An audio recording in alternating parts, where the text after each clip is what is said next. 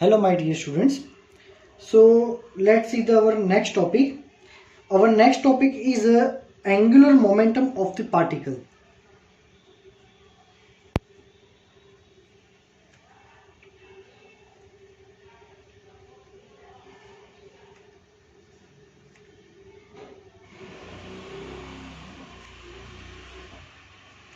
Pay attention.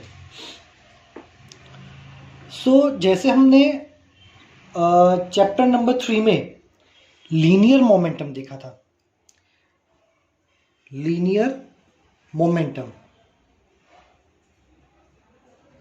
जो कि था P मोमेंटम, उसको लीनियर मोमेंटम भी बोलते हैं। फॉर्मूला क्या था? m into v. जो डायरेक्शन में वेलोसिटी है उसी डायरेक्शन में मोमेंटम भी होगा। ये हमने देखा था चैप्टर नंबर 5 में। Yes, in chapter number 5।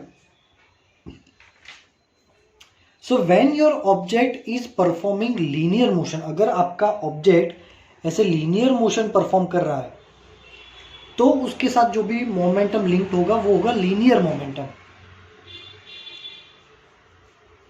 And if your object is performing circular motion, अगर आपका ऑब्जेक्ट सर्कुलर मोशन कर रहा है, so then momentum link in this case will be the angular momentum, है ना। सो अब हमें फाइंड करना है ये एंगुलर मोमेंटम की formula. For example let's take our same example. देखो, ये लेक्चर में जो भी थ्योरीज में पढ़ाऊंगा ना, वो मैं मेरी मेथड से पढ़ाऊंगा।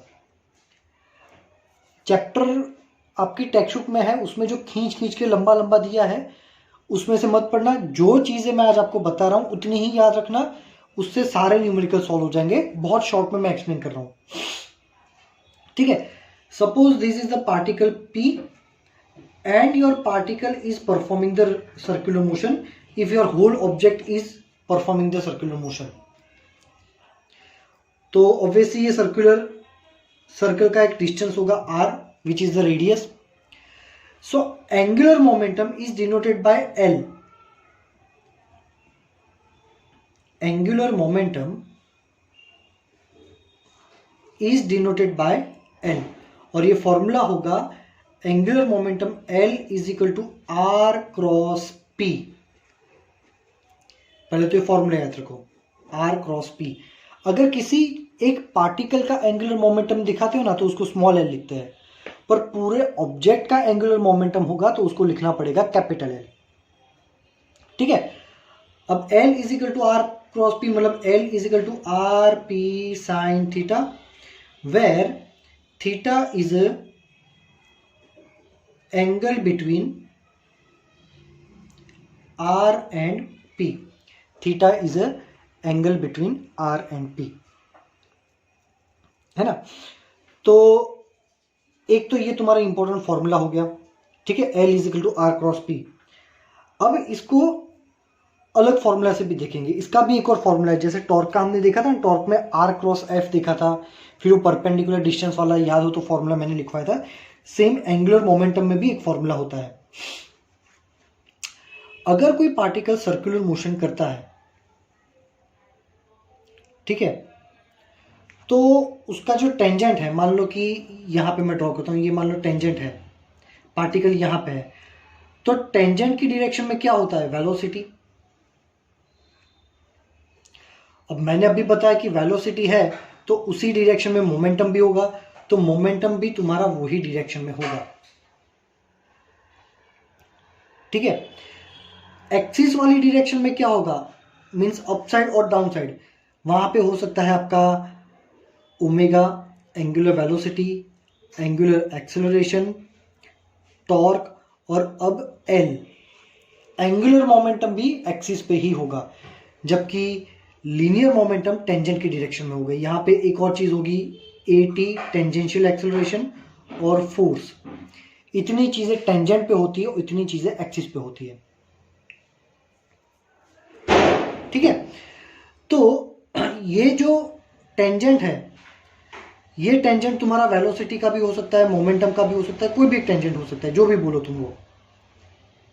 तो एंगुलर मोमेंटम का एक और फॉर्मूला होगा मैग्नीट्यूड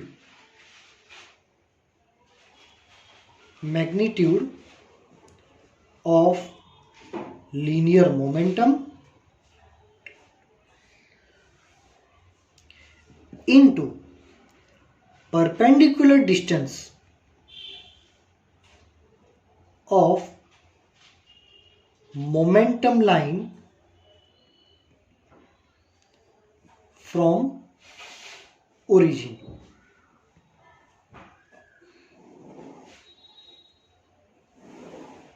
ठीक है, अब डिस्टेंस ऑफ मोमेंटम लाइन, तो मोमेंटम लाइन कौन सी, ये मोमेंटम लाइन का ओरिजिन से अगर परपेंडिकुलर डिस्टेंस देखे तो ये होगा, तो ये हो गया तुम्हारा फॉर्मूला। तो एंगुलर मोमेंटम के बेसिकली दो फॉर्मूला है। ठीक है, अब हमें P is equal to m v पता है, तो यहाँ पे हम ये भी रख सकते हैं R is equal to P, P की जगह m v sine theta, yes we can put it, है ना। So important formula number 1, important formula number 2। ठीक है, चलो इतना ही याद रखना, टेक्स्ट बुक में ज़्यादा पढ़ना हो तो पढ़ना, बट इतनी चीज़ें तो याद रखना ही, उसमें टेक्स्ट बुक में बहुत गोल गोल घुमा के आपको सब कुछ एक्सप्लेन किया हुआ है ना। अब आगे क्या है, चलो अब हमें फॉर्मूला पता चल गया कि भी L is equal to R cross P होता है। अब मुझे करना है इसका differentiation, differentiating this equation with respect to time, हमें इसका टाइम के साथ डिफरेंशिएशन करना है। So D by D T of L is equal to D by D T R cross P. अब जैसे प्रीवियसली हमने किया था कि भाई आर और पी दोनों ही ऐसी क्वांटिटी है जो टाइम पे डिपेंड हो सकती है, तो यहां पर भी हम वही करेंगे कि भाई d l by D t is equal to पहले का differentiation, second as it is, plus first as it is और दूसरे का differentiation. Therefore dl by dt is equal to, चलो अब dr बाय dt, भाई dr बाय dt क्या होता है, तो dr बाय dt यहां पे लिखता हूं, we know that dr by dt is a velocity, तो dr बाय dt की जगह हम डाल देंगे velocity into p plus r cross, अब ये dp बाय dt, तो ये भी हम लिखेंगे कि भाई हमें पता है चैप्टर नंबर 5 में पढ़ चुके, dp बाय dt होता है force, f is equal to dp by dt, तो dp बाय dt की जगह डाल देंगे हम फोर्स वेक्टर ये f। ठीक है, देयरफॉर ये स्टेप लिख रहा हूं कि भाई dl बाय dt क्या मिला, एक तो ये is equal to v into p which is a linear momentum, और अभी मैंने बताया था थियरी की स्टार्टिंग में कि लीनियर मोमेंटम का फॉर्मूला क्या होता है, p is equal to m v, तो p की जगह पे मैं क्या डाल देता हूं यहां पे m v plus r cross F. अब यहां पे देखो क्रॉस मल्टीप्लीकेशन है किसका, वेक्टर v और वेक्टर v। अब मैंने आपको बताया कि दोनों वेक्टर अगर सेम डायरेक्शन में है, दोनों वेक्टर अगर सेम डायरेक्शन में है तो उनके बीच का एंगल कितना हो जाएगा, 0। So dl by dt is equal to, दोनों के बीच का एंगल 0, तो दोनों के बीच का एंगल 0, तो यहां पे a क्रॉस b क्या हो जाएगा, ए बी साइन थीटा, और थीटा की जगह रखेंगे 0, साइन 0 होता है 0, तो ये पूरा टर्म हमारा हो जाएगा 0, प्लस बचेगा क्या, only r cross f। So eventually what we are getting,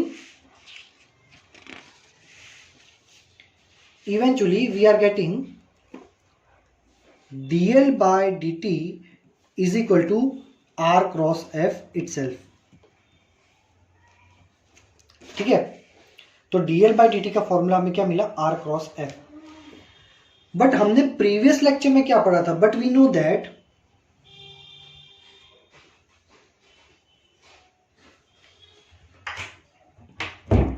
r cross f is a tau.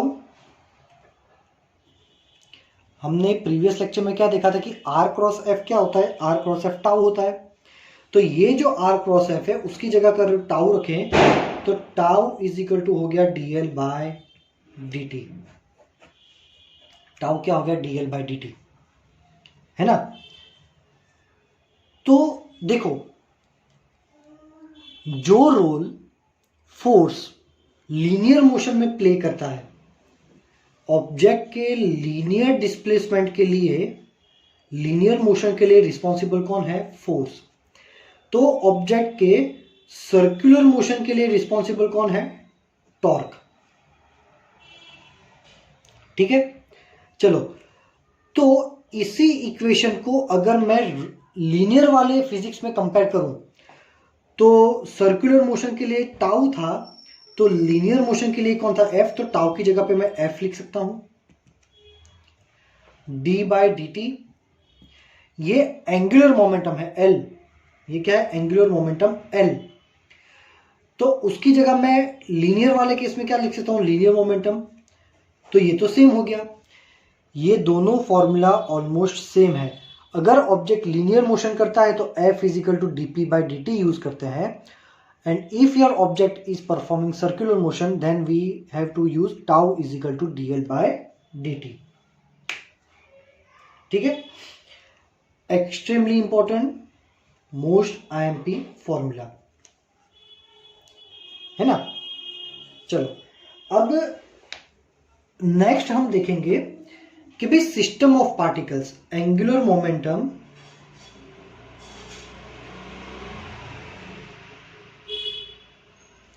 Of system of particles. मतलब देखो, अभी हमने प्रीवियसली जो थियोरी देखी थी ना, ये थियोरी में हमने एंगुलर मोमेंटम किसका देखा था? एक पार्टिकल का, इसका। पर ऑब्जेक्ट में क्या एक ही पार्टिकल होगा? नहीं, ऑब्जेक्ट में तो बहुत सारे पार्टिकल्स हैं, और जब भी ऑब्जेक्ट गोल घूमेगा सारे पार्टिकल एक साथ ही गोल घूमेंगे। दैट मीन्स, मान लो कि कोई एक पार्टिकल है, उसका एंगुलर मोमेंटम है L1, दूसरा जो पार्टिकल है वो दूसरे पार्टिकल का एंगुलर मोमेंटम है L2, तीसरे पार्टिकल का एंगुलर मोमेंटम है L3। ऐसे हम अप टू करके nth पार्टिकल का एंगुलर मोमेंटम कैलकुलेट करते हैं Ln। और अगर कोई मुझे पूछे कि पूरे बॉडी का एंगुलर मोमेंटम कितना है, तो मैं क्या करूंगा? सारे पार्टिकल्स के एंगुलर मोमेंटम को ऐड करूंगा। ऐड करने से मेरे को मिल जाएगा total angular momentum of my object. तो मैंने जैसे आपको बताया कि एक एक पार्टिकल का जब एंगुलर मोमेंटम लिखते हैं ना, तो स्मॉल एल से डिनोट करते हैं, बट पूरे ऑब्जेक्ट का एंगुलर मोमेंटम जब लिखते हैं तो लिखना पड़ता है कैपिटल एल। ठीक है, चलो, तो टोटल एंगुलर मोमेंटम को हम लिख सकते हैं summation I is equal to 1 to n L आई। ठीक है ना।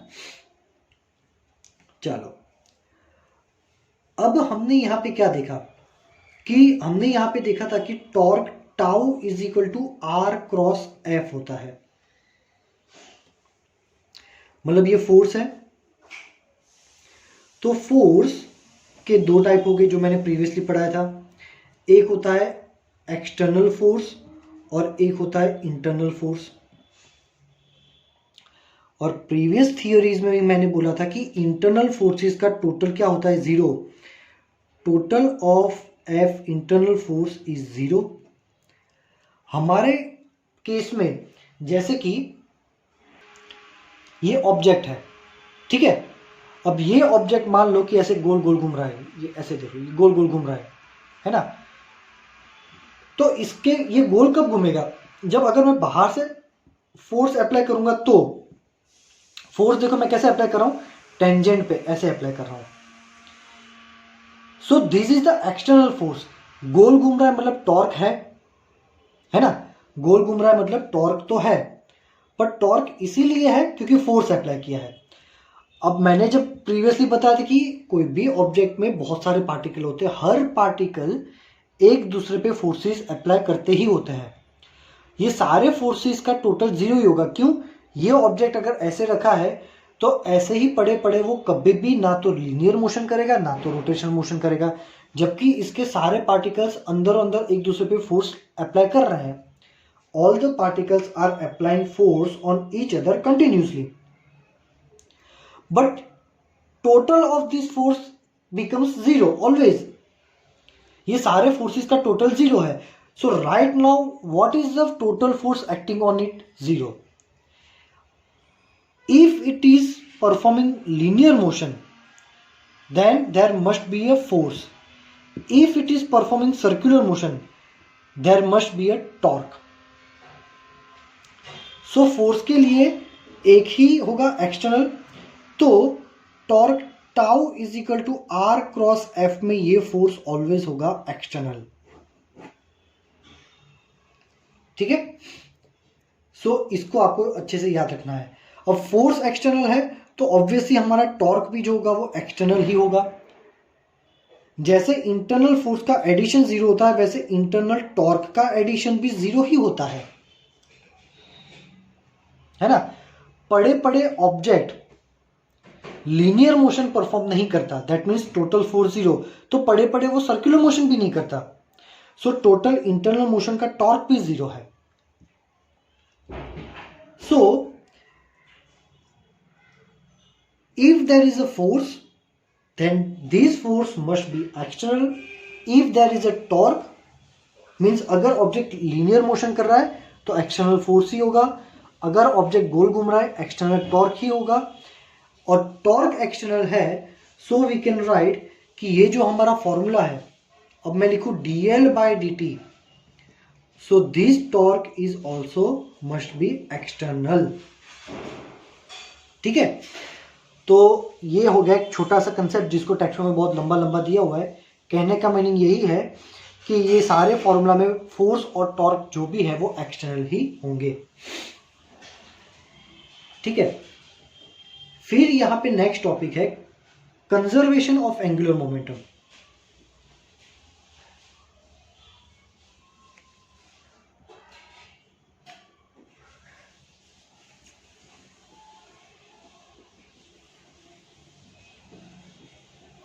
Conservation of angular momentum. अब देखो इसको हम कंपेयर करेंगे फिफ्थ चैप्टर में. कंजर्वेशन ऑफ, जो हमने एग्जाम में क्वेश्चन पूछा था, कंजर्वेशन ऑफ लीनियर मोमेंटम.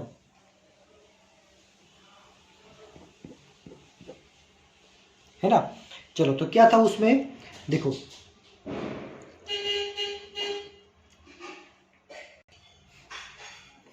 उसमें हमने देखा था कि इनिशियल मोमेंटम और फाइनल मोमेंटम सेम होता है, applicable only for isolated systems.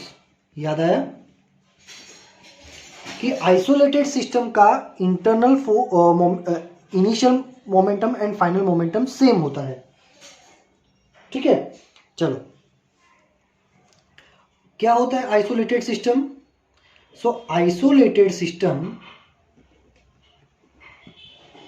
means when there is no external force. अगर एक्सटर्नल फोर्स नहीं है तो वो सिस्टम हो गया आइसोलेटेड सिस्टम. और ऐसे आइसोलेटेड सिस्टम के लिए इनिशियल मोमेंटम और फाइनल मोमेंटम सेम होता है. ठीक है. तो सेम उसके जैसा कंजर्वेशन ऑफ एंगुलर मोमेंटम, उसमें क्या हो जाएगा, initial angular momentum is equal to final angular momentum. ये भी एप्लीकेबल है बिल्कुल इसके जैसे ओनली फॉर आइसोलेटेड सिस्टम. है ना. तो इसमें आइसोलेटेड सिस्टम क्या होगा, सो इसमें आइसोलेटेड सिस्टम होगा नो एक्सटर्नल फोर्स की जगह आएगा नो एक्सटर्नल टॉर्क. तो लॉ वर्ड्स में क्या बनेगा, law of conservation of angular momentum words में क्या बनेगा, if there is no net external torque, if there is no net external torque, अगर किसी सिस्टम पे टोटल एक्सटर्नल टॉर्क नहीं लग रहा है, so initial angular momentum and final angular momentum of the system will be same. मतलब angular momentum change नहीं हो रहा दैट मीन्स एंगुलर मोमेंटम का टाइम के साथ जो भी चेंज है वो है 0, इंप्लाइज एंगुलर मोमेंटम कांस्टेंट है। तो ये छोटा सा टॉपिक आपको दिया है कंजर्वेशन ऑफ एंगुलर मोमेंटम में, जो कि इतना ही है, बाकी सब वर्ड्स में खींच खींच के लंबा किया हुआ है। ठीक है, चलो तो अब हम देखेंगे ये सारी चीजें, इतनी याद रखो, इतना ही पढ़ना है और ये सारा का सारा याद रखना है। सो बेटर इज दैट कि आप इस ये पूरा जो कंसेप्ट है उसको नोटबुक में कॉपी कर लेना, है ना। चलो नेक्स्ट हम देखते हैं एग्जाम्पल नंबर 7.5।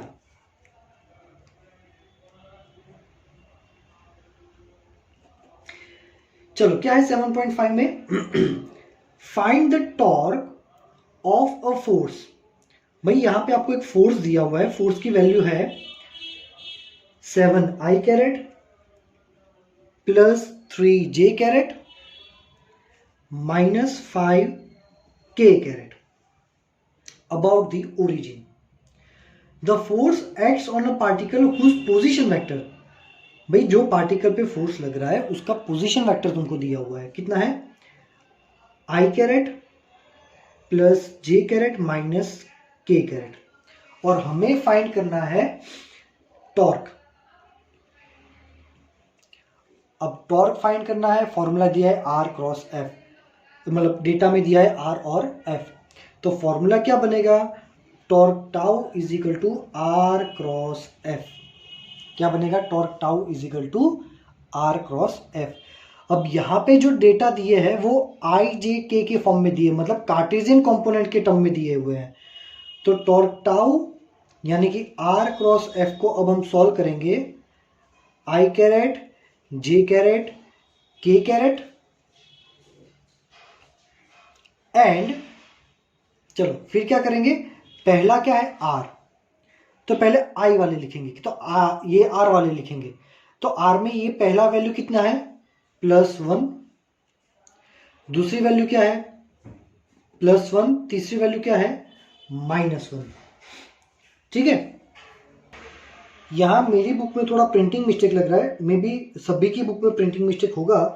क्वेश्चन में पोजीशन वेक्टर ऐसा दिया है और सॉल्यूशन में पोजीशन वेक्टर दिया हुआ है i minus j and plus के, है ना। तो क्वेश्चन में करेक्शन कर दो, ये लिखना है हमें पोजीशन वेक्टर।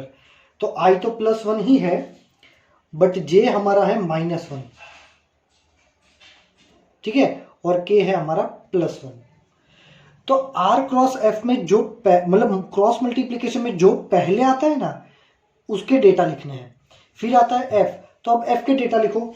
f के डेटा में देखो ये 7 प्लस है तो +7, 3 हमारा प्लस है तो +3, और ये 5 हमारा माइनस है तो यहाँ पे हो जाएगा -5। ठीक है, तो पहले हम क्या करेंगे, i को यहाँ और यहाँ पे कवर कर देंगे। i को कवर करेंगे, पहले लिखेंगे i कैरेट, ठीक है। कवर करने के बाद क्या करेंगे, इसको यहाँ पे मल्टीप्लाई करेंगे, -5 इंटू -1 तो ये हो जाएगा +5, माइनस इसको यहाँ पे मल्टीप्लाई करेंगे तो हो जाएगा 3, माइनस j कैरेट, ठीक है। j कैरेट माइनस लिखते हैं, मैंने एक्सप्लेन किया था क्रॉस मल्टीप्लिकेशन। अब j को यहाँ और यहाँ कवर कर दो, तो बचा क्या, -5 मल्टीप्लाई होगा यहाँ, तो वो हो गया -5, माइनस ये वाला मल्टीप्लाई होगा यहाँ, तो कि वो हो जाएगा 7, प्लस k कैरेट। अब k कैरेट को अगर कवर करेंगे तो क्या हो जाएगा, 3 1 जा 3, माइनस 7 यहाँ पे मल्टीप्लाई हो जाएगा तो -7 हो जाएगा, -7,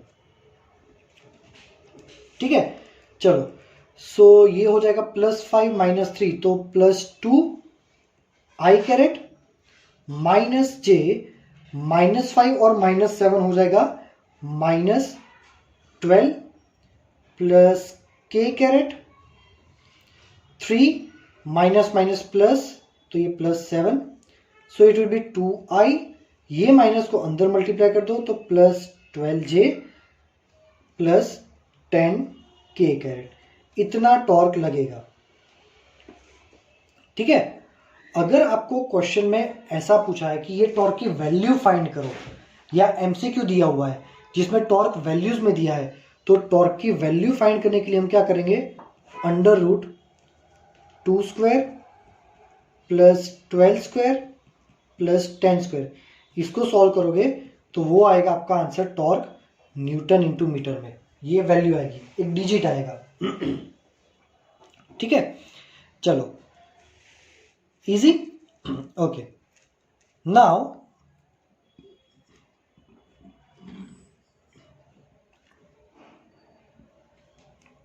नेक्स्ट है एग्जांपल नंबर 7.6। चलो मैं क्वेश्चन लिख देता हूं। Show that the angular momentum about any point of a single particle, about any point, suppose वो अबाउ वाला पॉइंट है ये, और पार्टिकल है हमारा ये। अब पार्टिकल ये पॉइंट के अबाउ गोल गोल घूम रहा है, तो हमें फाइंड करना है show that the angular momentum about any point of a single particle moving with constant velocity. ये जो पार्टिकल है उसकी वेलोसिटी जो है वो कांस्टेंट है। मान लो कि हमारा जो पार्टिकल है वो ऐसे जा रहा है, ये उसका वेलोसिटी यहाँ पे जो टेक्स्ट बुक में वही डायग्राम में एक्सप्लेन कर रहा हूं, ये सेम वेलोसिटी से ऐसे जा रहा है। ठीक है, remains constant through the motion. ये केस में ये पार्टिकल का एंगुलर मोमेंटम कांस्टेंट है, ये हमें फाइंड करना है, प्रूव करना है कि भाई ये पार्टिकल, अगर पार्टिकल कांस्टेंट वेलोसिटी से जाता है तो किसी पर्टिकुलर पॉइंट से उसका एंगुलर मोमेंटम ऑलवेज कांस्टेंट होगा। तो भाई एंगुलर मोमेंटम का फॉर्मूला क्या होता है, L is equal to R cross P, that means L is equal to R P sine theta. ठीक है, चलो R क्या है, तो भाई ओरिजिन से तुम्हारे पार्टिकल का डिस्टेंस क्या है, ओरिजिन से तुम्हारे पार्टिकल का डिस्टेंस। तो मान लो भाई ये है हमारा पार्टिकल का पोजीशन वेक्टर R, ये है हमारा पोजीशन वेक्टर R। तो थीटा किसके बीच का एंगल होता है, जो दोनों को मल्टीप्लाई करते हैं उनके बीच का एंगल। तो ये R की डायरेक्शन है, ये जहां पे वेलोसिटी होता है वहीं पे तुम्हारा मोमेंटम होगा, तो इन दोनों के बीच का एंगल हो गया ये थीटा। ठीक है, अब ये थीटा है तो ऑब्वियसली ये भी थीटा ही होगा।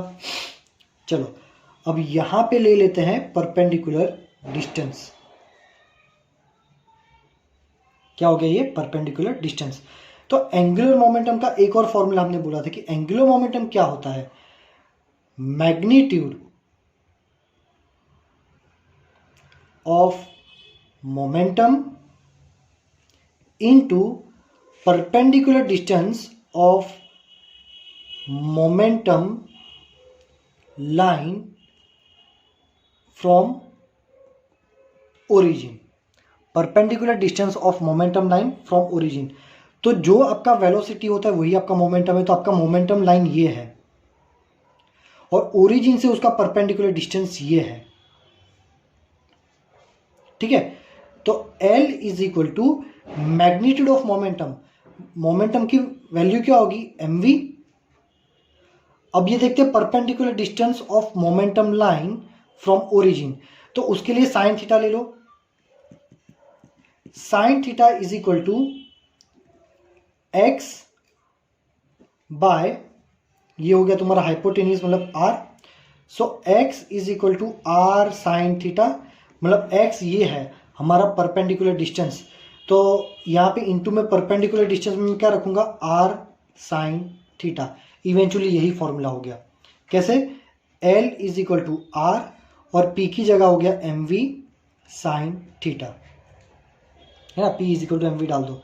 तो इससे करो या इससे करो, दोनों सेम हो गया। ठीक है, अब पार्टिकल का मास मान लो 2 ग्राम है, तो पार्टिकल कितना भी ट्रैवल कर लो मास तो सेम ही रहेगा। क्वेश्चन में बोला कि उसकी वेलोसिटी भी सेम है, तो वेलोसिटी की वैल्यू भी चेंज नहीं होगी।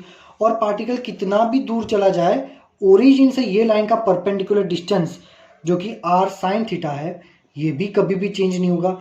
ये कांस्टेंट, ये constant, r sine theta constant, that means angular momentum constant. ठीक है, इसको आपकी बुक में अच्छे से वर्ड्स में दिया हुआ है, उसको एक बार देख लेना, है ना। सो आज के लिए हम यहीं तक रखते हैं। So my dear students, if you are having any doubt you can ask me in the message section. Thank you very much my dear students.